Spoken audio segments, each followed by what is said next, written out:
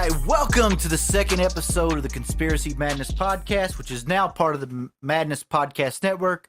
Was the Big Blue Madness Network with the first episode that we published, but we wanted to get away from the Big Blue Madness just for the fact it was causing some confusion on certain things, and I think it was really unclear when people were doing searches.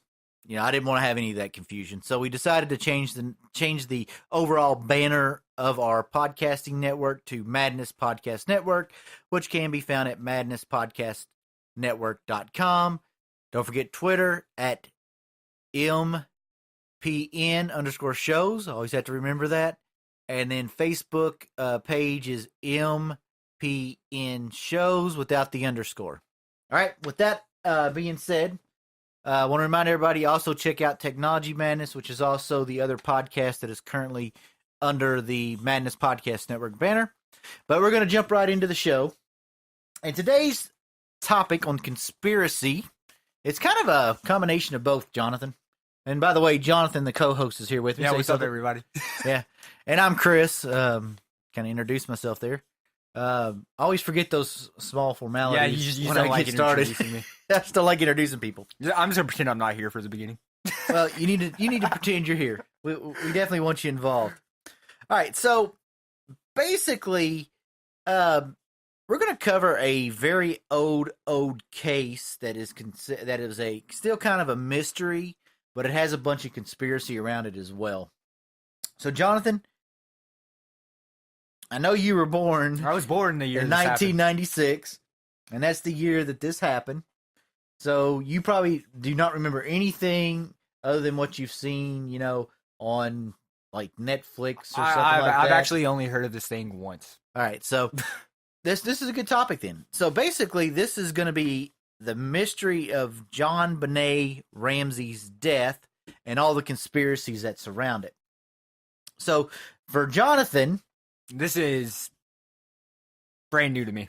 I'm going to kind of give you a background on what made me decide to do this one. And basically, I was bored, sitting here, trying to find something to watch on Netflix. I was at work. And I ran across a show on Netflix that was called Casting JonBenet. So the premise of this Netflix movie, documentary, whatever, was I never did really understand why they were doing it, but they were doing a casting, I guess, for a movie on the JonBenet Ramsey murder. So they were casting JonBenet, the brother, the mother, the dad, and some of the other key figures in the movie. And you were actually watching them do a casting call where they were having people act out the scenes to try to get the part and also give some commentary about what they understood about the murder. So once I watched that video, I said, you know what? I bet there's some conspiracy around it because they have never found the killer. So it's still an open case. Makes sense. No, it doesn't make sense. I mean, this was done. I mean, if there's a conspiracy around it, of course it's going to be an open case. Well, not necessarily. They could have caught the guy, right? And it could have been the wrong guy. So the conspiracy that could have been around that was it was the wrong guy. I don't know. So I thought this would be a good one to cover. So let's kind of get the facts of the case. So as Jonathan said, he was born in 1996, and JonBenet was 6 years old at the time, and she was killed on December 26th. So the day after Christmas, she was killed. Okay? The first thought about what had happened was this was a kidnapping. Okay, so Patsy Ramsey, the mother, she made basically come down the stairs on December 26th, and at the bottom of the stairs was a ransom note. And that ransom note was 2.5 pages long. Not just a simple ransom note that said, hey, if you want to see your daughter again, give me $50,000. Give us money. Right. The thing that was kind of odd about the amount of money that was in it, it was precisely $118,000. Where do you come up with $118,000 ransom? Yeah, that's a weird number to go with. I mean, I would expect like 100,000, 100,000, 150K, something like that. Yeah, so it was just kind of weird. And that was discovered on December 26th. So Patsy, or JonBenet's mother, called the authorities and said, it's been a kidnapping. We have a ransom note, that kind of thing. So everybody was going on against the assumption that this was a kidnapping. Okay? But they decided that they were going to start doing searches of the house. So JonBenet's dad went down, was searching the house, and went down to the basement, to the wine cellar in the basement. So these people are rich. They're well off. They have a pretty decent sized house in Boulder, Colorado. And they went down to the wine cellar, and that's when the dad found her body in the wine cellar. Okay? Gotcha. So what was kind of odd about that was, if you were finding a dead body, what would be the first thing you would do, Jonathan? Call the police. All right. Would you call the police? Right. Would you, other than checking to see if... Like, I would check to see if they were alive at first, but right. If it's obviously a dead body, I'm going to call the police. Right. No, I understand. So the dad found the body in the wine cellar, but then he proceeded to pick her body up and take her upstairs. So he moved the dead body. JonBenet had tape on her mouth, and he removed the tape from her mouth. All right? And then he covered her in a blanket. So he has now tampered with the crime scene. Yep. All right? And I do want to make a quick note, and this is nothing to make fun of. I mean, this was a really serious case. I still feel sorry for the entire family, and thoughts and prayers are always out with them. And, it's not something to make light of, but it does have a lot of conspiracy behind it. So that's kind of why we're covering it. So after the police officers and everybody shows up, they goes to the coroner, the body goes to the coroner and all that stuff, and they do the autopsy, and they determine that she was strangled and had blunt force trauma to the head. Okay? Gotcha. So the facts of the case is she was 6 years old, died on December 26, 1996. First thought to be a kidnapping. The dad basically tampered with the evidence and tampered with the crime scene, and it was determined she died of blunt force trauma and from being strangled. Okay? So that's the facts. That's what we know happened to JonBenet. Okay? Yep. So now that we know what happened to her, let's kind of talk about some of the conspiracy theories or some of the theories about her death. So I'm going to ask you a question, Jonathan. Okay. Who's your primary suspect? Probably the dad, since he was messing with the crime scene. So basically, one of the parents, for instance. So you're saying the dad or the mom could have killed it. So that is that's the first theory I want to cover, is that one of the parents killed her, or both the parents killed her. Somebody, her mom or dad, either one, either on purpose, accidentally, killed JonBenet. So during this time period, the dad and the moms all over the news talking about, how they want to bring somebody to justice and all this kind of stuff. But they were at the top of the list for a couple of reasons. One is the ransom note was a kind of a red flag. Because most ransom notes are pretty short. That's right. It was 2.5 pages long, and the paper and pen and stuff used came from inside the house. And then there was the other thing, which is $118,000 ransom. That was also a big debt that the dad had, that same exact amount. Okay? Gotcha. So basically, there was this conspiracy, or this, all the signs point to the parents. But then here's the big thing. There was DNA evidence found at the crime scene, found on JonBenet. Okay. That did not match the parents. So they were cleared because of DNA evidence. So how was there no DNA evidence if the dad went picked up her? I'm just saying there was no DNA evidence. Yeah, that sounds kind of fishy to me, though. So there was DNA evidence found on her body, but it didn't tie back to the parents. Even though, like you said, the dad picked them up. Yeah, the dad picked her up, so there should have been some of his DNA at least on her. That's right. So that was the first one, but they were cleared. So they're in the clear. There's still a lot of people today that still think the parents, both of the parents, killed her and covered it up. All right. So that's conspiracy theory, or theory number one. You can call it a conspiracy theory if you want, since there's still people out there that believe that occurred. All right. She also had a brother. Okay. And kind of the backstory on JonBenet, she was getting a lot of attention from her parents. Okay. She was basically a beauty pageant contestant from the time she could walk, right? So she's all the time getting all this attention from her parents. They're going to all these contests, that kind of thing. So, you being a brother of two, if you had one of your brothers that was really successful in something, and I was giving all the time to them, you'd feel a little left out, right? Yeah. So you'd feel a little jealous. So the theory is that her brother, they pretty much think maybe accidentally killed her, but they figured it was done out of jealousy. So that the brother killed her out of jealousy. That's number one. Just because of the attention. Then, if the brother did kill her, some of the theory is that the dad moved the body upstairs to cover up the fact that her brother was the killer.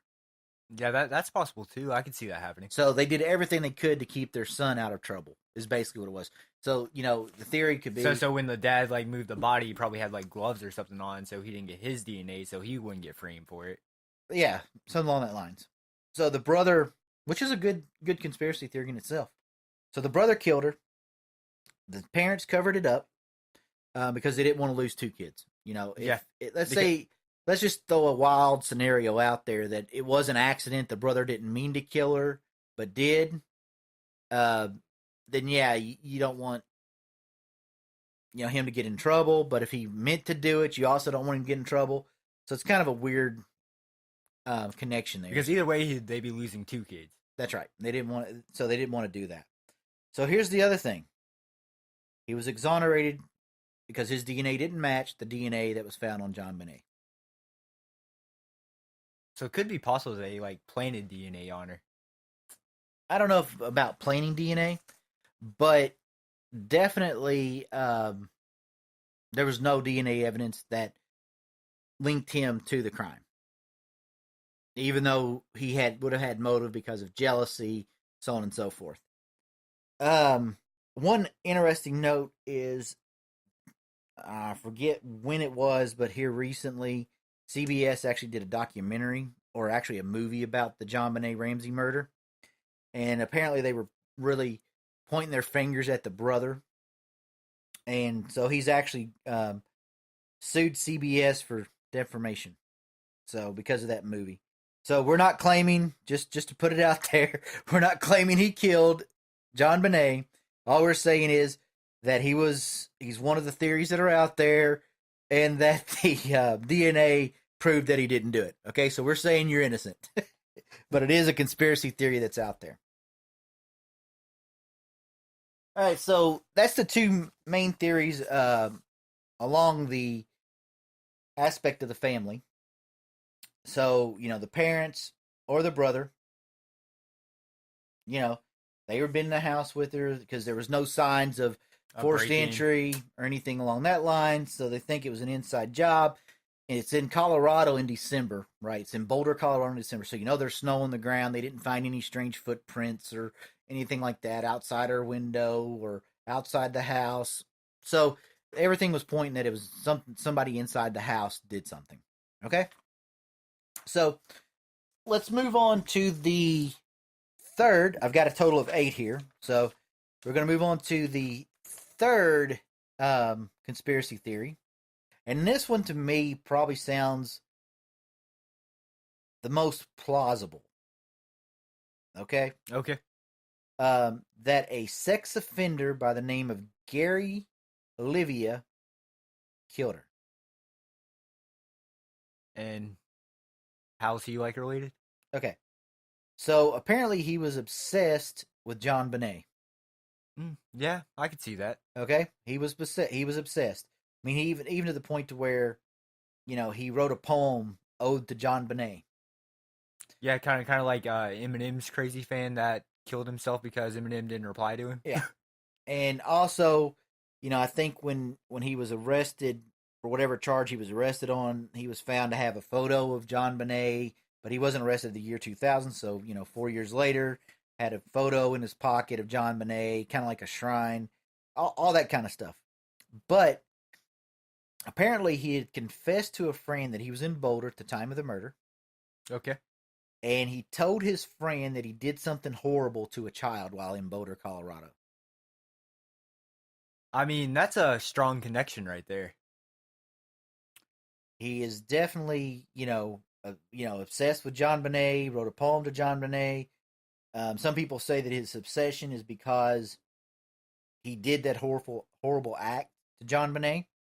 But once again, there was no signs of break-in or anything like that. So how he got in the house to commit the murder, I have no idea. He was arrested in 2016 on child porn charges.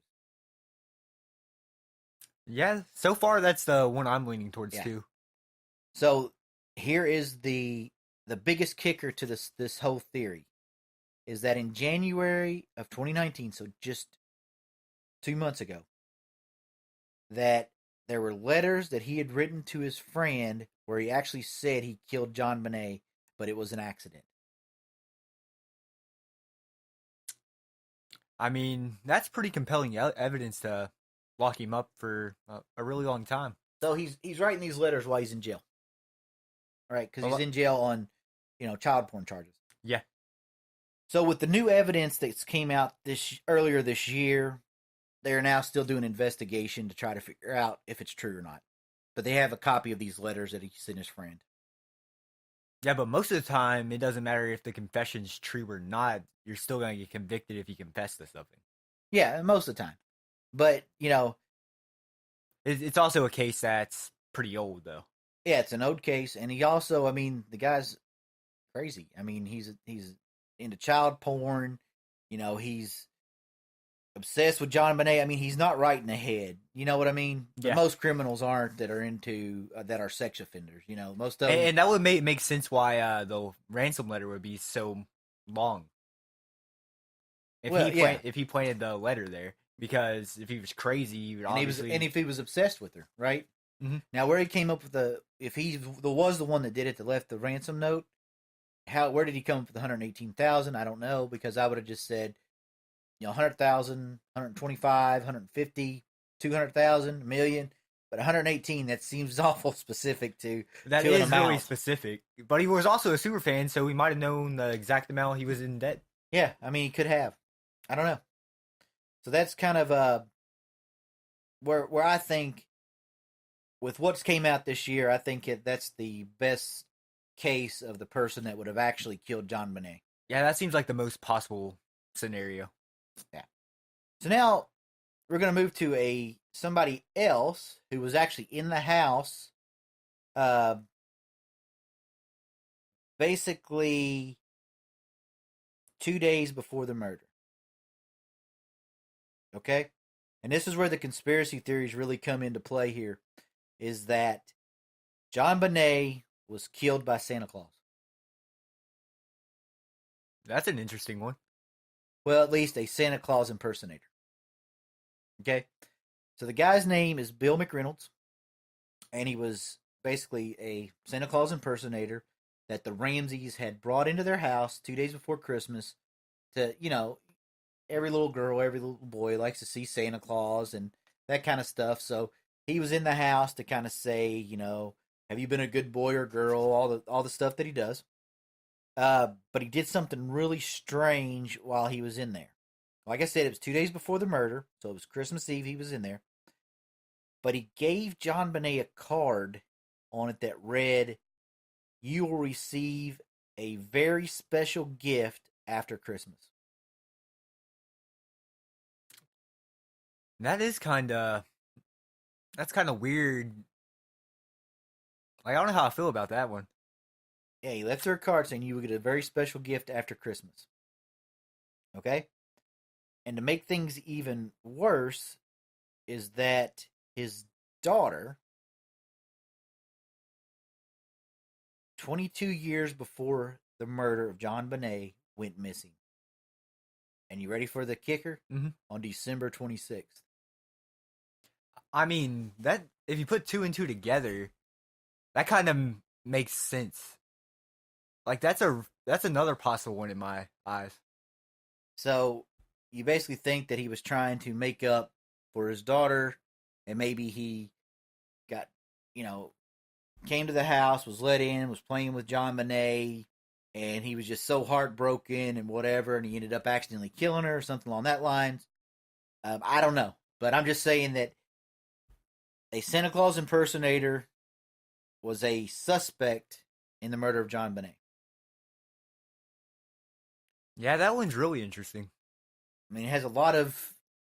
I mean, it's not enough to like convict him on it, but like there's signs that would definitely point him towards the murder. Yeah, especially the thing about his daughter. That's kind of a strange coincidence right there. That is a really big coincidence. But Bill McReynolds was cleared because his DNA was not found on JonBenet and somebody else's was. But did they ever figure out whose DNA it was? No.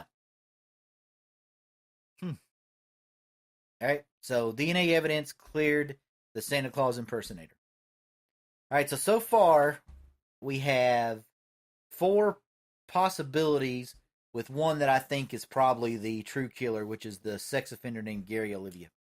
Yeah, that's the one I'm leaning towards too, but at the same time, that coincidence about the special gift the day after Christmas is still kind of fishy.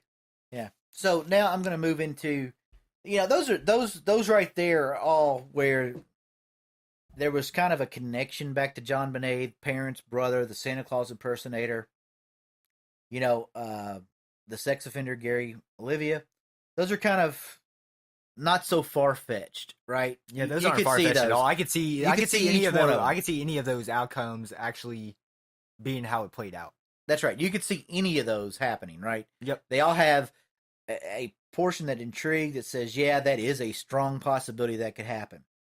So I intentionally did 4 that were, what I thought was a strong possibility with, of course, once I started researching on the sex offender Gary Olivia, oh yeah, that one just stood out. That one sticks out the most for sure. I'm saying, after that letter, if they're not investigating more into him, I don't know what it's going to take. Yeah, because it's a confession in a letter.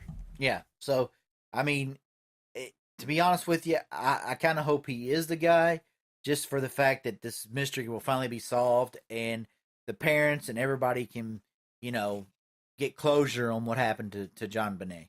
Because if the parents or the brother wasn't involved, which everything says they aren't, then there's still no closure they still have to the no case. clue what even happened. That's right. There's still no closure to the case, and there's still movies and stuff coming out that's pointing fingers at them. Yeah, and it's putting a bad rep on their name if they didn't do it. That's right. So, I don't want it to go on any longer. It's been going on long enough. It'd be nice if they had the closure that they need, even if it is, it happened in 1996 and it is 2019 now. So, all right. So we've covered the top 4 that are plausible because there was some way that they were connected with JonBenet. So let's talk about some wilder ones that aren't so obvious and are just really conspiracy theories that somebody made up or threw out there just because, like anything else that's unsolved, there's always a conspiracy. Yep. All right, so I'm going to start off with the next one is that she was a satanic sacrifice. Is there like any evidence behind that? I'm not saying there's any evidence or not. It's a conspiracy theory. I mean, I don't really see that happening. I mean, okay, so apparently the satanic, well, they call themselves the Brotherhood. There's a term for the devil in this brotherhood of satanic rituals and all that stuff called JonBet. JonBet. JonBenet spells her name JonBen. You get that right. JonBenet.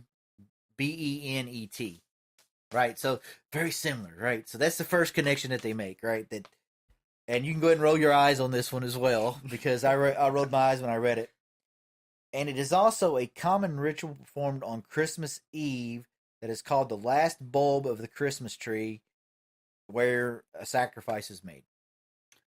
Now, keep in mind, it's Christmas Eve. The rituals for Christmas Eve, she was killed the day after Christmas.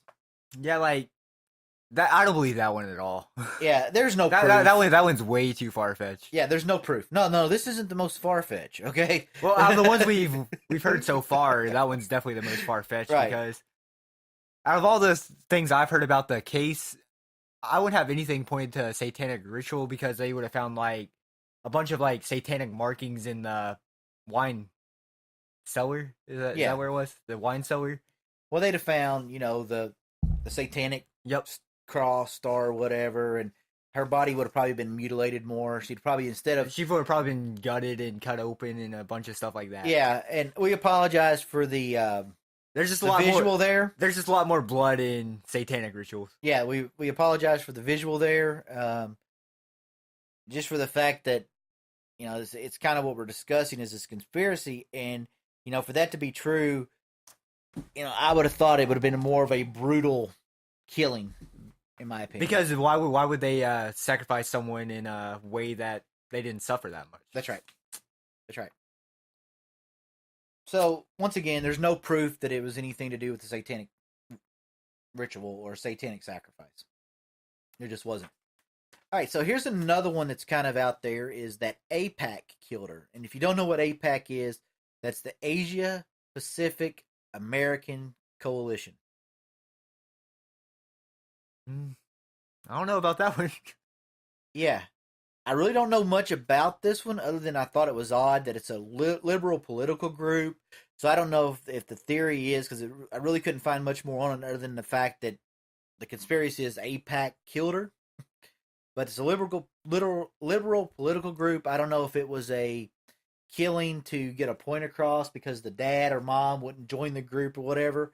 But really, the only thing that connects it to the case is that the AIPAC was operated out of the Colorado University.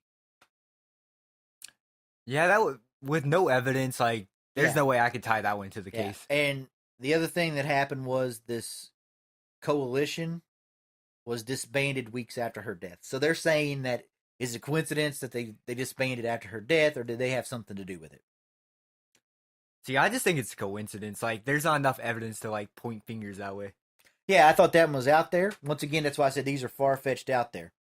So I don't think that has any credence to it whatsoever. If it does, that is some real shady government stuff going on there, and I'm sure it goes further up the chain in the government other than just, this coalition. I mean, I'm sure there'd be some sort of papers that show that, a president of the United States or something was involved, if it's that big of a deal. But the only thing I can think of is the mom or dad had an issue with the group, and they said, if you don't join us, we're going to kill your daughter. That's the only thing I could think of on how it would work. And still, that really doesn't sound like it would even happen. No, I agree. I find that one very hard to believe. I mean, just because they're in Colorado doesn't... Yeah, exactly. So the next one, which I call even further out there, I'm trying to find another good one here. I've got a couple more on the sheet, but I wanted to throw one in there that I forgot to write down. So actually, I'll have 9 total. So apparently, one of the conspiracies is that whoever killed her loved pineapple. So, how's that like connect at all?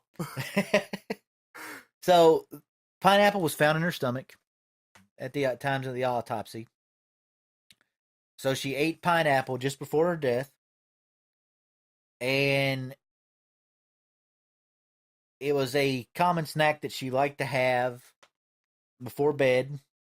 And there was a bowl in the kitchen that found pineapple residue on it, and there was fingerprints of her mother and brother on it. I mean, it's quite possible she just ate pineapple.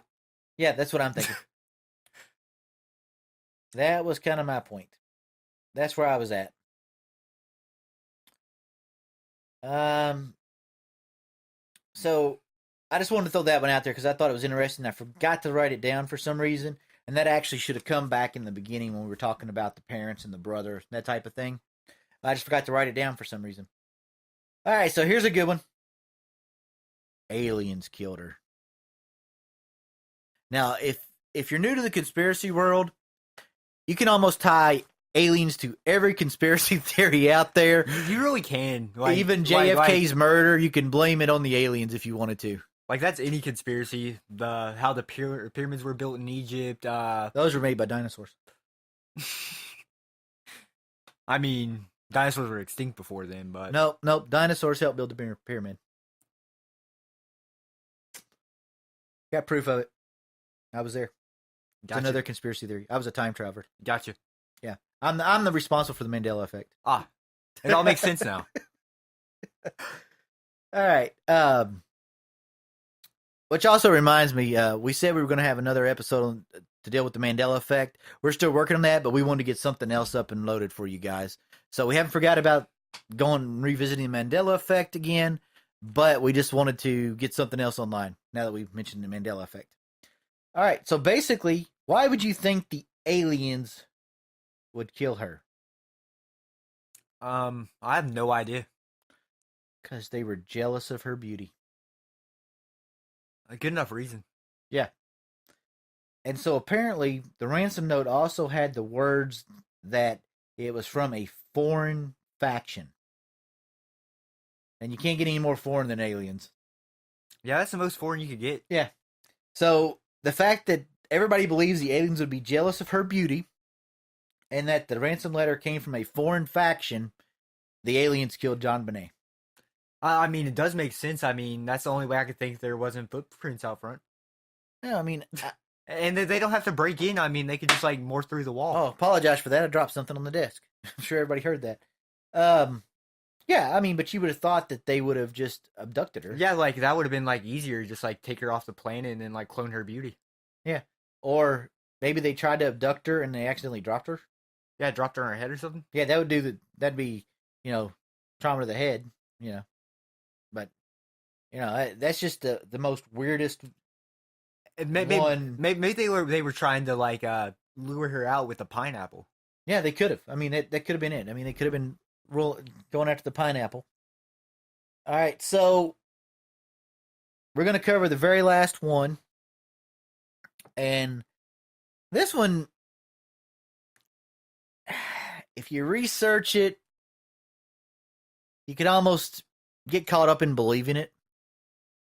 You really could. That's like a lot of conspiracies, though. Like, if you do research on a topic, not that the aliens killed JonBenet. Yeah, I'm not saying that one. I don't believe that one at all. But like, most conspiracies, like you could like, if you do enough research, you could believe it. Yeah. So this one, it's gotten some popularity because people on the internet, people have too much time on their hands, whatever you want to call it. But it is a conspiracy out there that JonBenet is still alive. Just like Tupac, Michael Jackson. Oh, but it gets better, Jonathan. Not only is she still alive, but she is a famous pop singer. Which one? Katy Perry.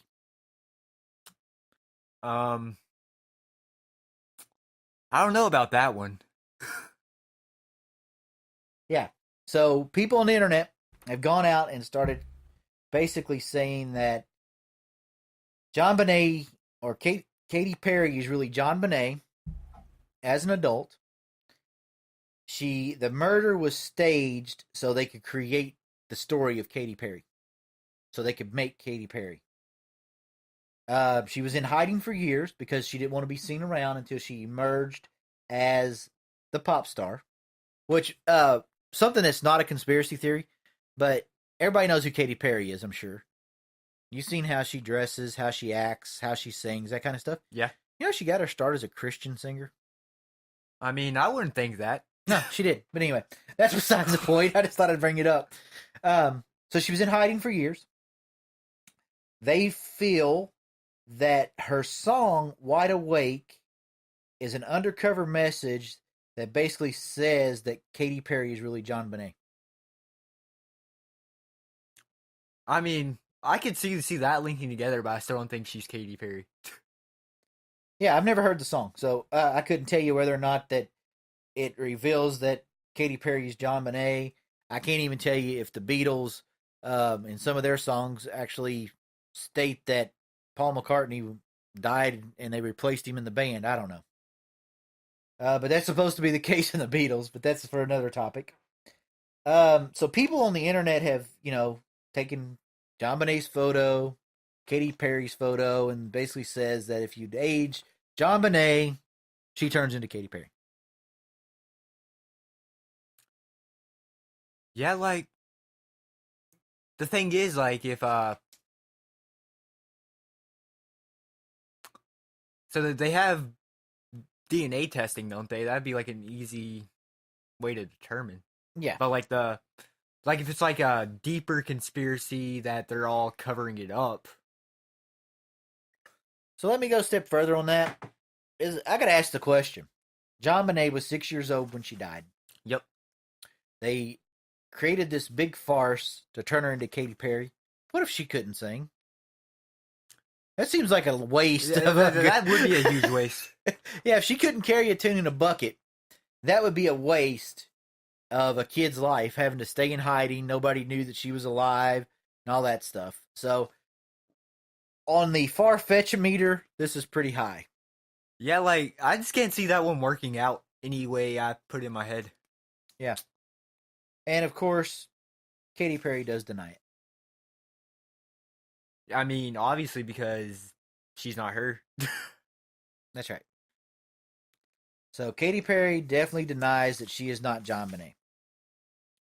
So, that is the conspiracies that I wanted to discuss and bring up to Jonathan on the JonBenet murder. And like I said earlier in the podcast, the murder of JonBenet is not anything to laugh at.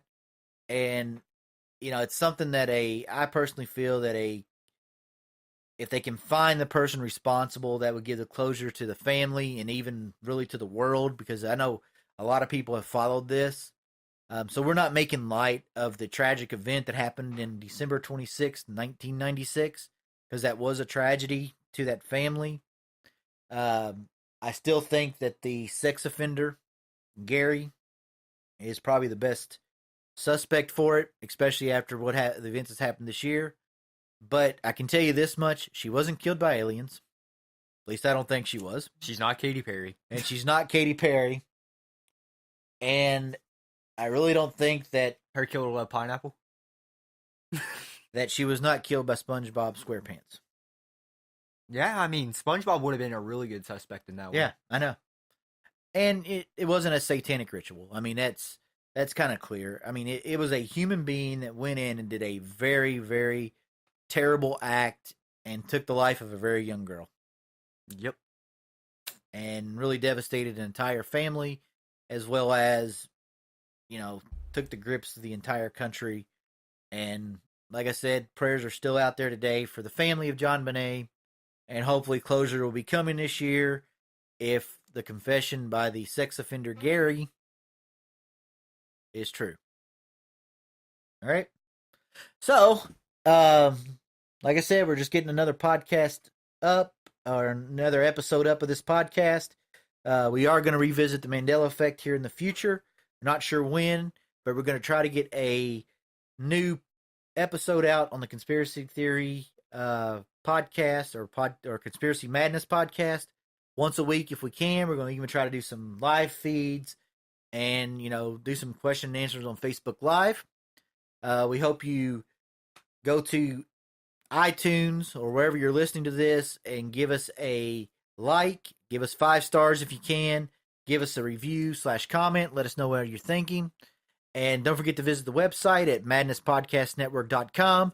Hit us up on Twitter at MPN_shows, and check out our Facebook page at MPN shows without the underscore. So that pretty much wraps it up. Anything else you want to add, Jonathan? I'm still going with the sex offender. That's who did it. Yeah, I agree. Also, don't forget to check out our Technology Madness podcast. That is also part of the Madness Podcast Network. Both the Technology Madness and Conspiracy Madness podcast can be found at all the major podcast distributors. So until next time, have a good one. See you.